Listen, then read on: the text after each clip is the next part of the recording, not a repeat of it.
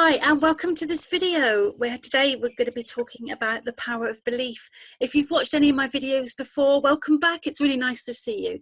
And if you haven't watched them, welcome.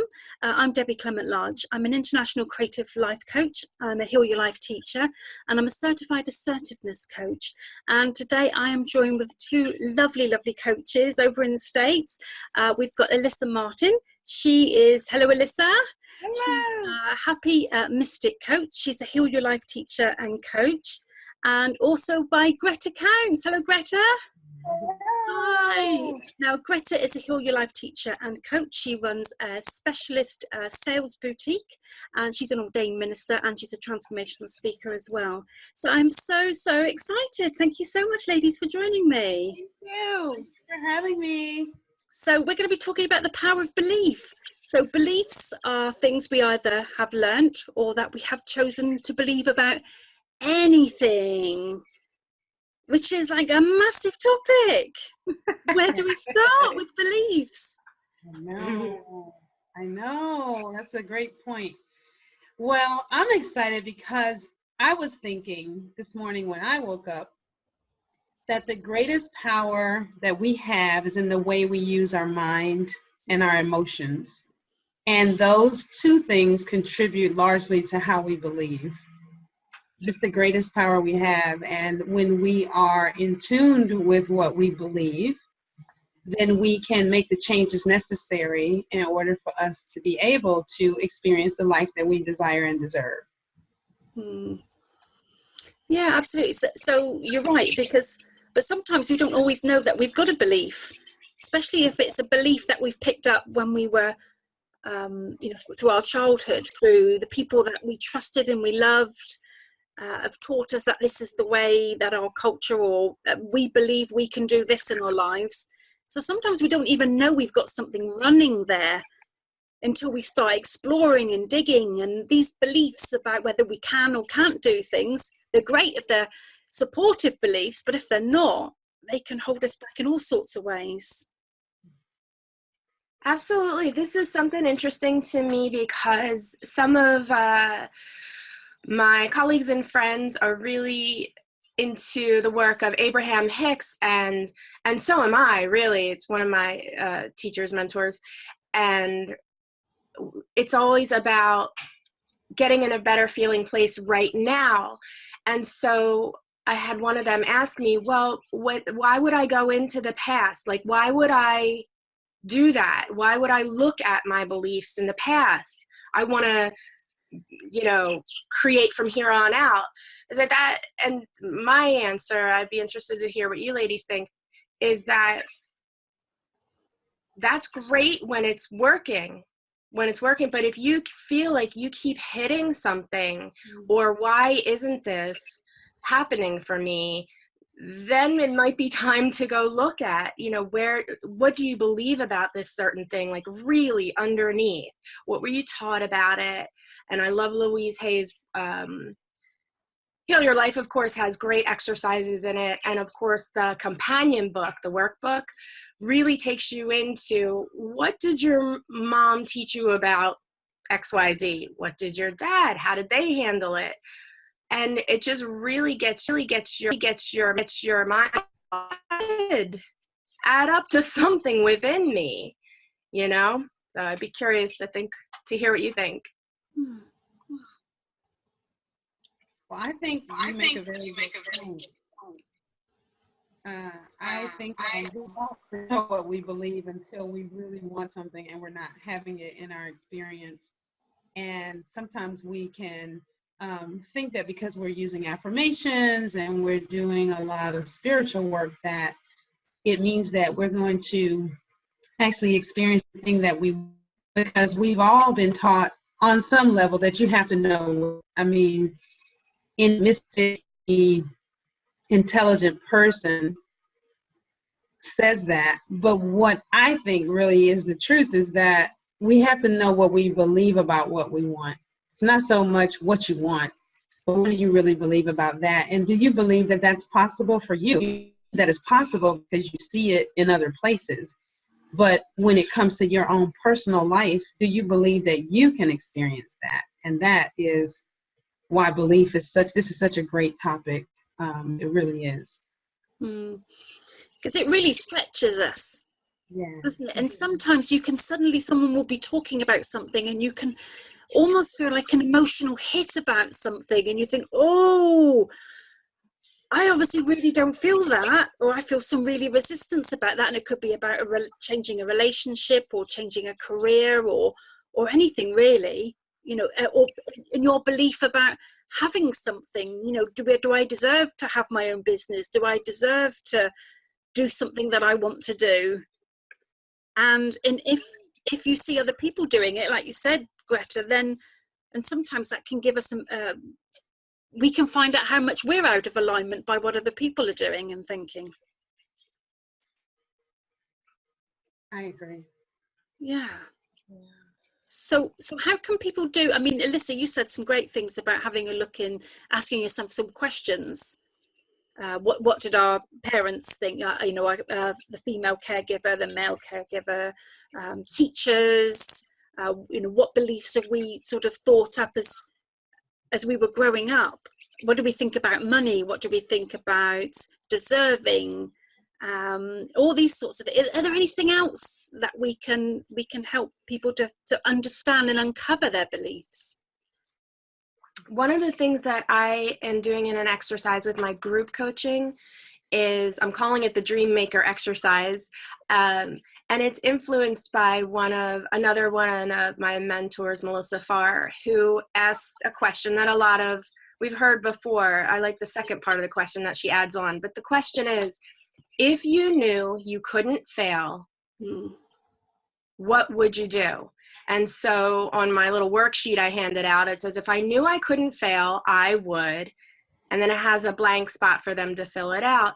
And what happens in our psyche a lot of times is we might have like this idea that pops up and we're like, oh, that's whimsical. That's pie in the sky thinking. But that's the whole point of the exercise, is to take the ceiling off, to take the limit off, and just to really find out what you would do, what's in your heart. And then the second part of it that I love is, if you knew that it was impossible for you to run out of time, money, love, resources, health, friendships, or anything else that you could need or desire, what would you do?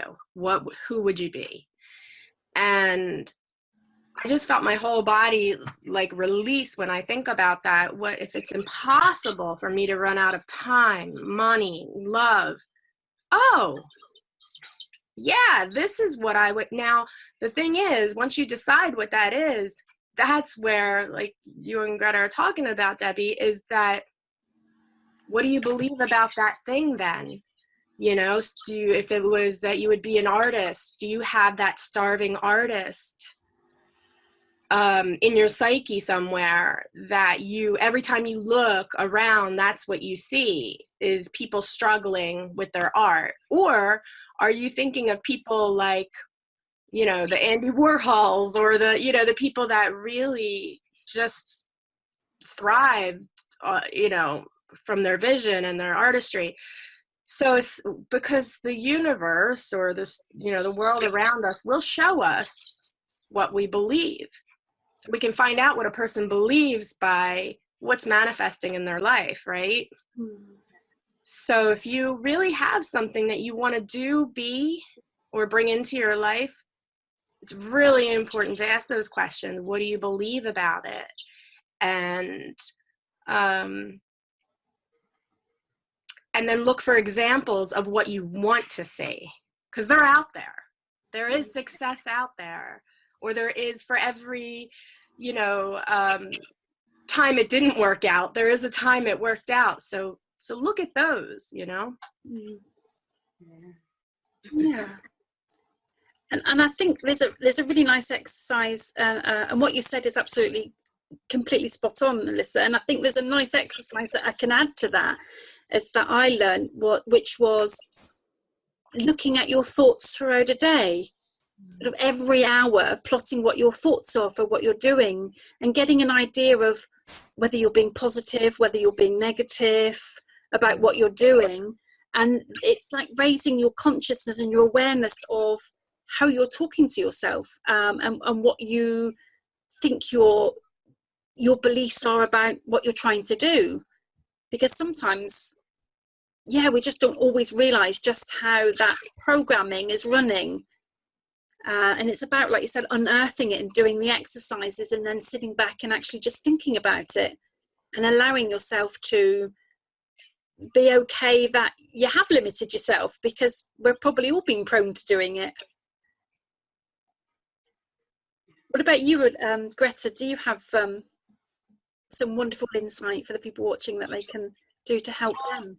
I think you and Alyssa make really good points about beliefs, and the interesting thing about them is we have those conscious beliefs that we are aware of, but there are a lot of unconscious beliefs that are beneath the surface. Just like an iceberg, you see the tip of it, but you don't really know what's underneath. And one of my teachers used to say, if you want to know what you believe, look at your life, because everything that you have in your life, you have it because you believed you could have it.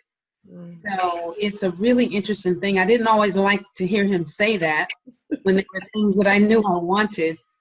But he used to say, if you want to know what you believe, look at your life. If you want to know what you believe about love or relationships, about money, about success, about your health, then take a look at your life. And your actions will definitely tell you what you believe, your conversations also, conversations with other people and conversations with yourself. A really good exercise to do is to listen to yourself when you're speaking to someone who you feel very comfortable with.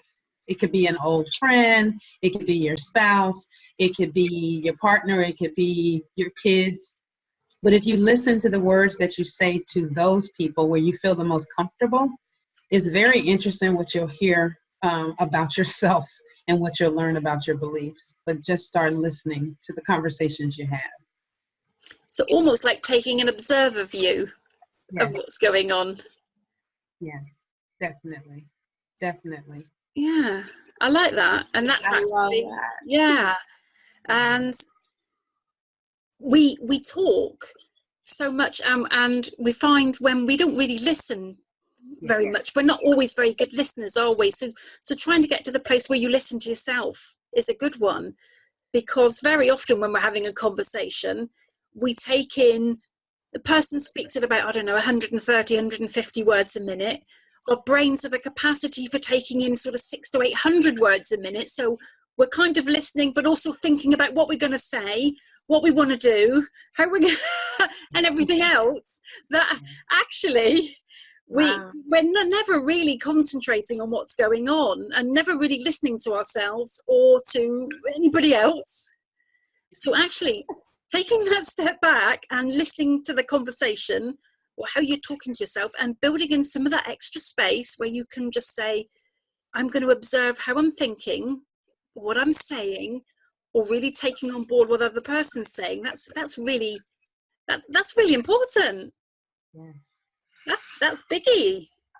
It is. Allowing ourselves to slow down, because we're not very good at that, really, are we? Most of the time we run our lives, technology makes everything so quick, and social media, and we run at 100 miles an hour, that we don't really stop and just take things in and realize what our beliefs are about things and what we believe and think we can do. It's easy just to do the same old, because that's what we're used to.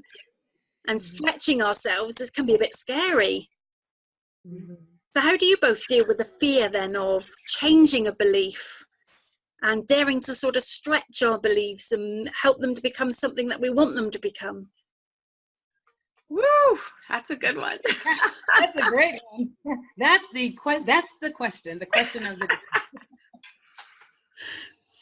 It really depends. Like when I was doing this Dream Maker exercise with the group, of course, they're filling it out, and I'm thinking, well, Alyssa, you need to figure this out too, or fill this out too. Because even though I've done it before, what's new? There's always something new, and something arose for me that is quite scary, that if I knew I couldn't fail, I would do this thing. And it really created fear in me. And so I had to sit there and think, what are you afraid of? First of all, let's affirm you're safe. You know, you're allowed to have this thing. You're allowed to never do it. I mean, you know, let's just get it on the table and look at it. Let's just look at it. Let's just chill out, you know, and look at it. Let's have a conversation about it. You know, I'm talking to myself, right? And so I started to realize, okay, well, you know, this is creating fear in me because, you know, I'm afraid of, you know, losing the peace that I have in my life. I'm afraid of giving up, that I'm going to have to sacrifice something, you know. I'm afraid that, you know, and fill in the blank, but it is absolutely essential, I think, I love, again, back to Louise, always back to Louise. I am safe. I am safe. You know, no matter what, I'm safe. So it's okay to explore these things, and we can explore them as deep as we want to go. If we just are comfortable just for now grazing the top, okay. If we want to go deep and get some intensive therapy with it, or really dig in and really get it out at the root, go for it. But just keep affirming you're safe. That's my 2 cents there. I like that. That's really good, Alyssa. Really good, because we often make decisions based on whether we feel safe or not. So you make a really good point about that. The thing that I think about is that motivates me is I am the power creating my life anew. And what that means is that anything that is going to manifest itself or demonstrate itself in my life is going to be initiated by me.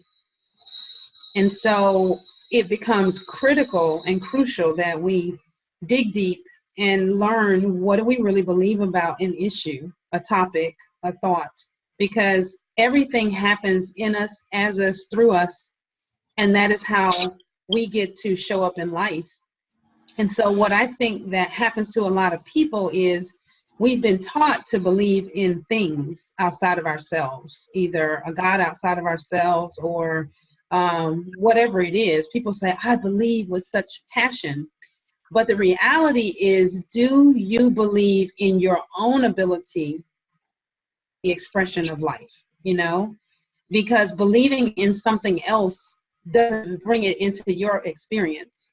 It's only when you believe what the God in you can do, what source in you can do, that things actually become tangible in your own experience.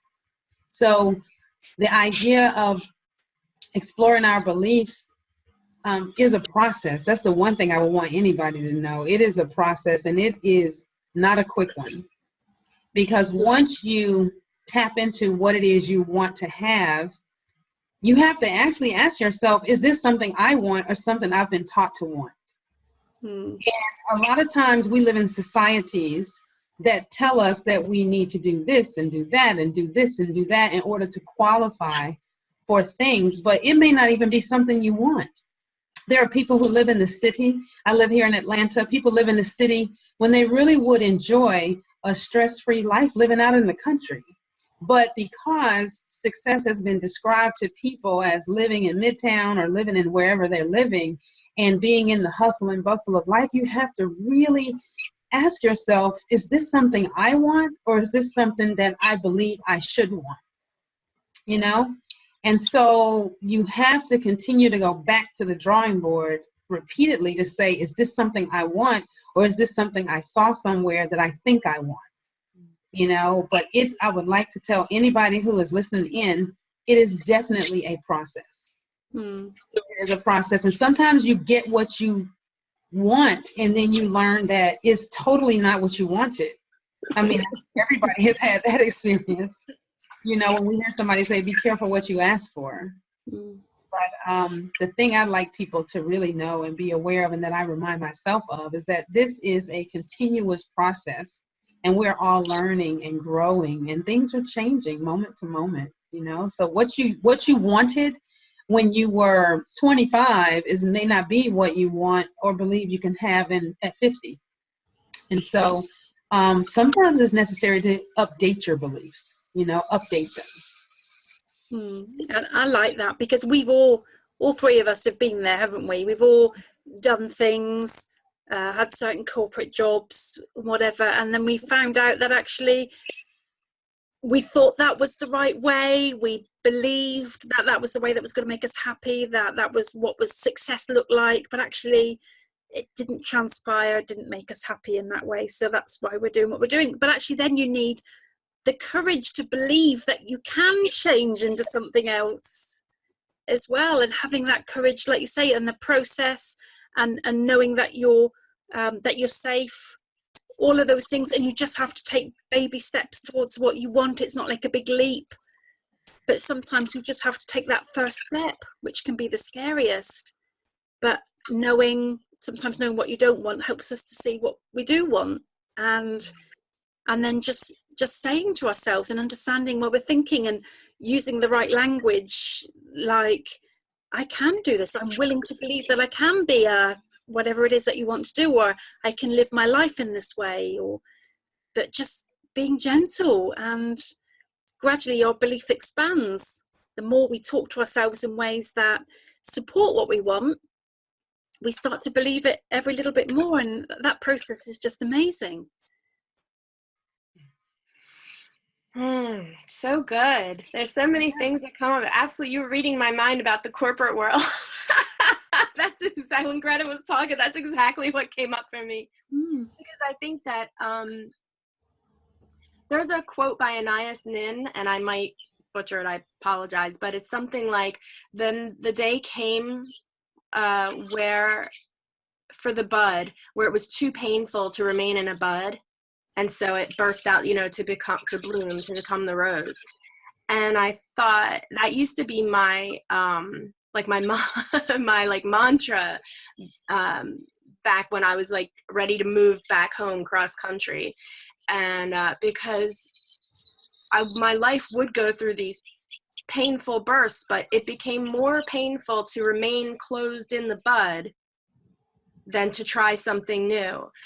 So that used to be the way that I used to do things. I'm not saying, you know, it won't happen again for me, but I think what I try to do now in the awareness of what I believe is to try to take that step before I'm forced to, before I'm so uncomfortable that I'm like, what is happening in my life? I got to get out of here, you know, I got to change this. But that's exactly what had to happen for me to move cross country, for me to leave the corporate world, like so many different things. But, you know, we all say, looking back, hindsight's 2020. I want 2020 now, you know? Why can't I think that's possible for me to be able to use that inner wisdom, insight, you know, through meditation or through anything, just really just questioning the thoughts and beliefs. What can I do today to, like you said, update my beliefs, create new beautiful beliefs for myself that totally support what I want to have in my life, and how I want to feel, basically, because it's how I want to feel about my life, right? So I think it's so exciting to sit down with pen and paper and say, what new beliefs do I want? I get to pick them, you know, and I get to choose them, and I get to update them. Even if I update them today, and then tomorrow I go, you know what? Now that one is not really, you know, hitting it. Every single day I get to rewrite it and pick new ones. So I love it.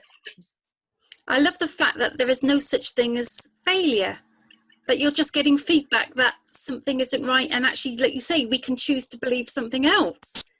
What an amazing journey that is when you think of it in that way, rather than thinking, oh, everything's going wrong, this is awful, because that's just a belief in itself.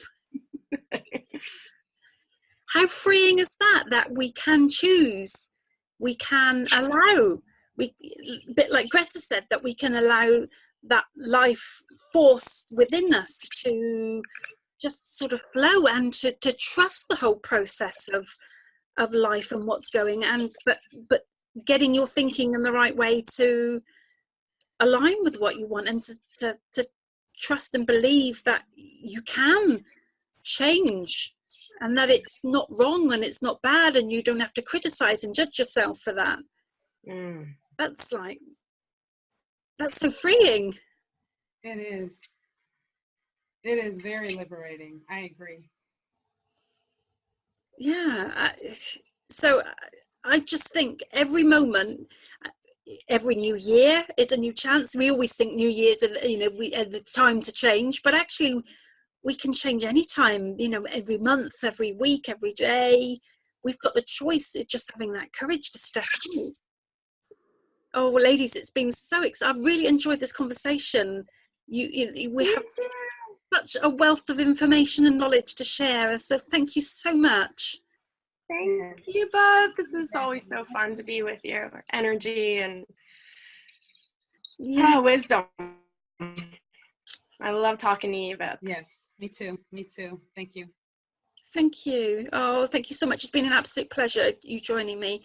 And thank you everybody for watching today. And I hope you have taken away there's been some amazing hints and tips and exercises to do. So give them a go and just trust in your own power to believe that you can change. And all you need to be is willing to change, because we've got a whole life to live, and there's no such thing as not being able to, because change is going on all around. And actually when you take control of that change, life becomes really exciting. So dare to believe in yourself. So thank you so much for watching, and I hope to see you again soon. Take care.